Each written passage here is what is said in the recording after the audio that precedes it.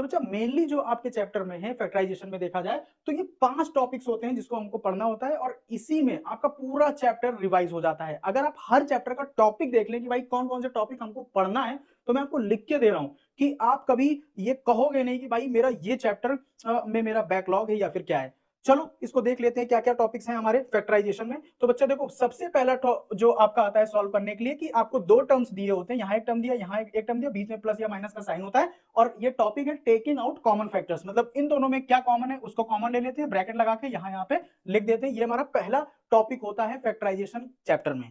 दूसरा topic solve होता है ग्रुपिंग करके। इसमें मेनली क्या चीज होता है, ग्रुपिंग में आपको 4 टर्म्स दिए होते हैं, 3 नहीं दिए होते हैं।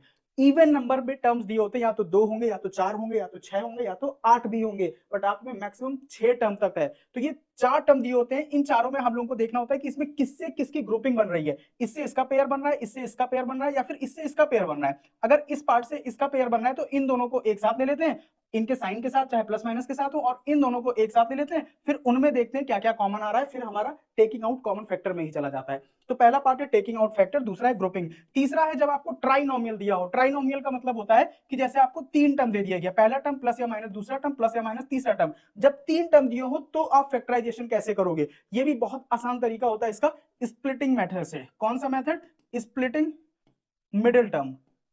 मिडिल टर्म, मिडिल टर्म को स्प्लिट करके इसको सॉल्व किया जा सकता है। इसके साथ साथ इसको क्वाड्रेटिक फॉर्मूला से भी सॉल्व कर सकते हैं, जिसे हम लोग क्या बोलते हैं, श्रीधराचार्य फॉर्मूला भी बोलते हैं। ठीक है, 3 टॉपिक हो गए। चौथा टॉपिक है डिफरेंस ऑफ टू स्क्वायर्स, मतलब आपको इस फॉर्म में दिया होगा ए स्क्वायर माइनस वाई स्क्वायर या ए स्क्वायर माइनस बी स्क्वायर के फॉर्म में, तो इसमें हमको डायरेक्ट फॉर्मूला लगा देना होता है ए प्लस बी और ए माइनस बी।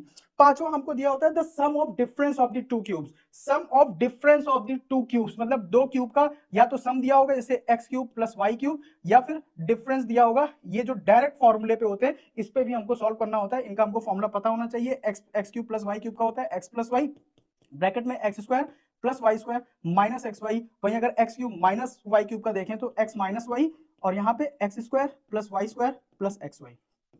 ओके, तो वीडियो बच्चा अगर आपको थोड़ी सी भी हेल्पफुल लगी हो तो प्लीज चैनल को सब्सक्राइब करें, वीडियो को शेयर करें, वीडियो को